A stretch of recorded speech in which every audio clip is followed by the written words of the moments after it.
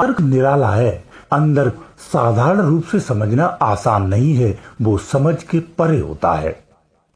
अंदर के खेल को समझना है, अंदर के विज्ञान को समझना है, अंदर की एक्टिविटी को समझना है, अंदर की समस्त क्रियाओं प्रक्रियाओं को जानना है, तो फिर आपको आंतरिक होना पड़ेगा। जब हम बाहरी जीवन में रहते ही हमारी स्थिति बाहरी रूप से होती है, तो फिर अंदर की चीजों को नहीं समझ पाते हैं। इस अवस्था में अंदर की चीजें हमारे लिए चमत्कारी हो जाती हैं। जब कोई चीज हमारे लिए चमत्कारी होती है, तो वही फिर हमारे लिए अंधविश्वास का भी कारण बनती है, एक धारणा का भी कारण बनती है। आकर्षित तो करती है, लेकिन अज्ञानता में करती है। इसीलिए हम धारणाओं में चले जाते हैं या फिर किसी विशेष मान्यता में चले जाते हैं, जो कि ऐसा नहीं होना चाहिए। इसीलिए कभी कभी सच्चा ज्ञान भी अंधविश्वास का रूप ले लेता है। यही कारण होता है। इसलिए जो दूसरी दुनिया की चीजें हैं, वो दूसरी दुनिया में जाकर ही समझा जा सकता है। ऐसे उसे सुन के और मान के बैठ जाने से कुछ नहीं होने वाला है।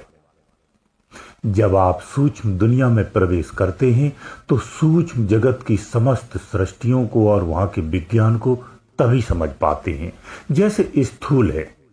बच्चा जब तक आंख नहीं खोलता है, तब तक आप संसार को नहीं देख सकते हैं। आंख बंद करने के उपरांत ये संसार दिखना बंद हो जाता है।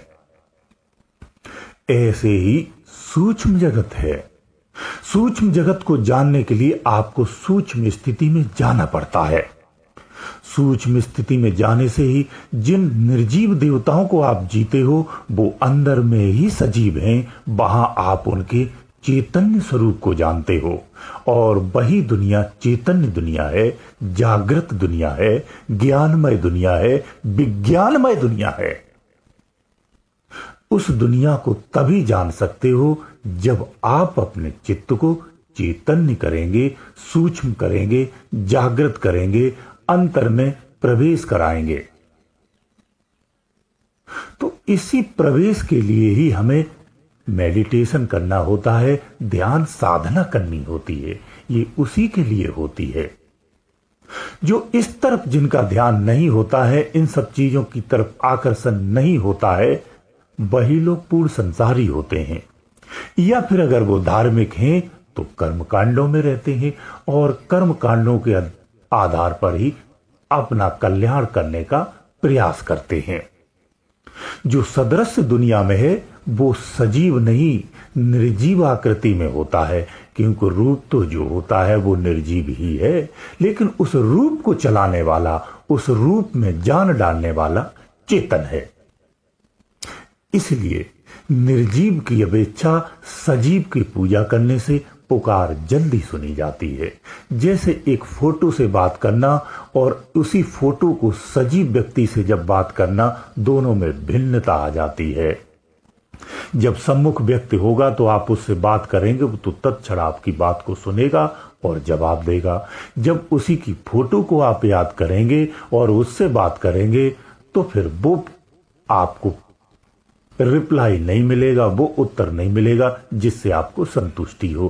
केवल आप एक आस में ही जी सकते हैं। इसीलिए कहते हैं, अगर देवता में भी आपकी धारणा है, जो लोग देवता में धारणा रखते हैं, ब्रह्म की प्राप्ति नहीं करते हैं या ब्रह्म की तरफ जिनकी आस्था नहीं है, वो भी कान खोल के सुन लो। इन देवों को भी अगर आस्था है तो अंतर में देवों को जगाओ, अंतर में देवों को देखो। बाहर में निर्जीव मूर्तियों में कुछ नहीं रखा है, क्योंकि जिन मूर्तियों को आप पूजते हो, जिन देवताओं को आप पूजते हो, वो निर्जीव नहीं है, सजीव है, शक्तिमान है, अपार शक्तिमान है। लेकिन उनकी दुनिया सूक्ष्मवत है, तो आपको जब सूक्ष्मवत में जाते हैं तो सदृश्य मिलते हैं। तो वहां का पता खोजो, उस पते पर जाने का प्रयास करो जहां वो सजीव अवस्था, चेतन अवस्था, जागृत अवस्था में रहते हैं, जिनसे आपकी सम्मुख बात हो सके। केवल उनके प्रतीकों और चिन्हों के पूजने से जीवन का कल्याण नहीं होने वाला है। इसलिए कहता हूं, पूजा कोई बुरी नहीं होती है, चाहे आप मूर्ति में करते हो या फिर अंतर में करते हो। बात यहां किसी के खंडन की नहीं है, बात यथार्थ की है। यथार्थ आपके अंदर में है। जो कुछ भी सत्य है वो भीतर में है।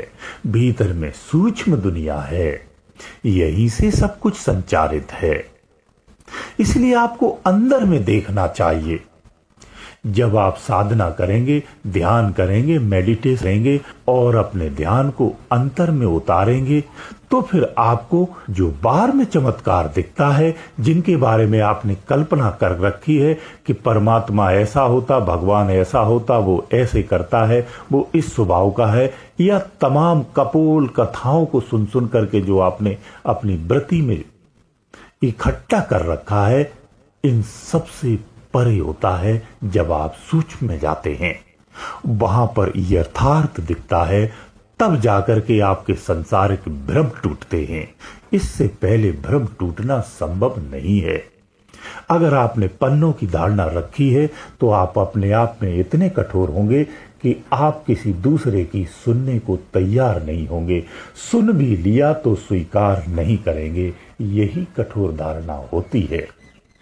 जब तक चित्त में उदारता नहीं आएगी, तब तक आप वास्तविक चीज की तरफ आकर्षित नहीं हो सकते हैं।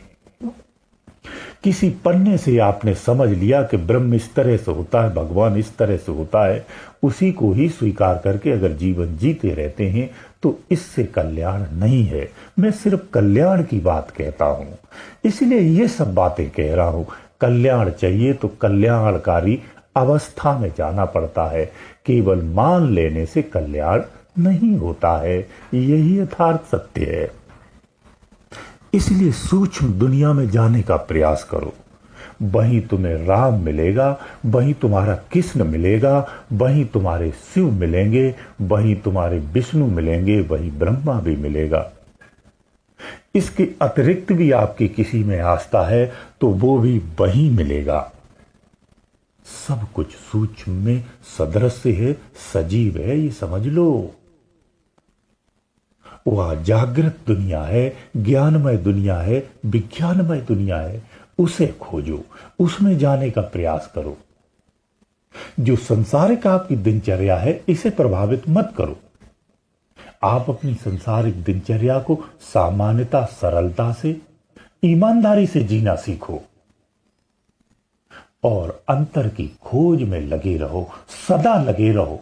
निश्चित मानिए, अगर आप रोज खोज करते हैं, एक आपको निश्चित आपकी खोज पूरी होगी और आपकी खोज में जिसे आप प्राप्त करना चाहते हैं वो प्राप्त होता है। हजारों हजारों लोग इस बात के प्रमाण हैं। वर्तमान में जागृत अवस्था में बैठे हुए लोग भी प्रमाण हैं। आप उनके अनुसार भी चल सकते हैं। इसलिए कहता हूं, भ्रमों में, अंधविश्वासों में और तमाम परपाटियों में मत फंसो। तमाम अंध संस्कृतियों में मत फंसो।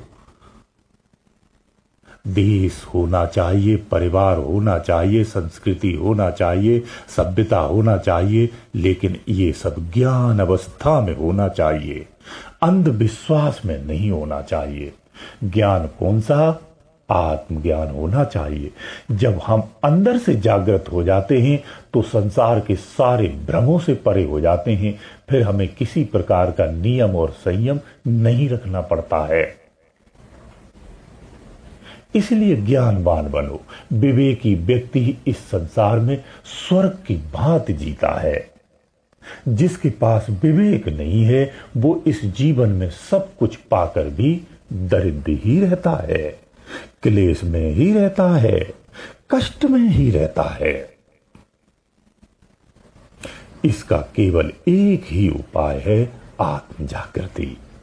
जब आप अपनी आत्म जागृति को कर लेंगे तो संसार के सारे प्रपंचों से परे हो जाते,